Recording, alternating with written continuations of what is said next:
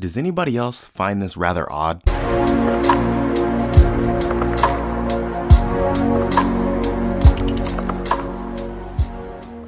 What's up, guys, and welcome back to the Conservative Insight. I am Andre, and today I'm going to bring you this video from the CDC director, Rochelle Walensky, saying she doesn't know how many employees at the CDC are actually vaccinated. But before we get in that video, make sure you shoot me a subscribe. I'm going to say it again, and I'm going to keep saying it. A lot of people watching, but not subscribed. But anyways, let's go ahead and get in this video. Here it is. What percent of CDC employees are vaccinated? We're actively encouraging vaccination in all of our employees and doing a lot of education and outreach in order to get our agency fully vaccinated. And but the percent?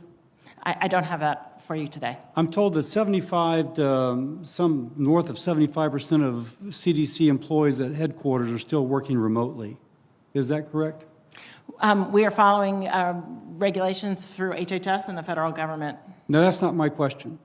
I apologize to be rude, but I'm asking a very straightforward question. I've been told that north of 75% of employees at CDC headquarters are working remotely. Is that correct? Senator, I don't actually know the number off the top of my head. When you so look I'd down have the to- hallway, are there empty desks? Are over 50% of the desks empty? Senator, I don't have the numbers off the top of my head. What I will tell you is that we're working closely within HHS and the administration to follow the governmental rules for return to There was a recent GAO report that shows, and released in the last 2 weeks, that there's been no coordinated response from the federal government to get people back into work.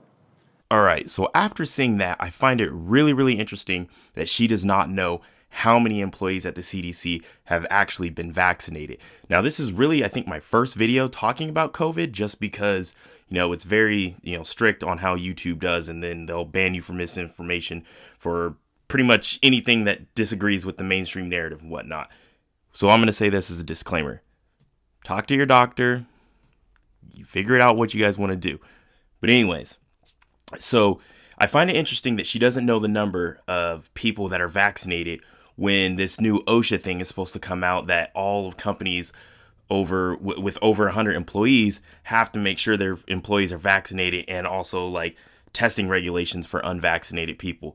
So this is kind of, to me, one of those things, rules for thee, but not for me. So you want to impose, I think it's a $14,000 fine on businesses that have over 100 employees, and $14,000 fine for each employee that's not vaccinated. And if they have to get tested on the regular, say they have some type of exemption, that actually comes out of the pocket of the employee.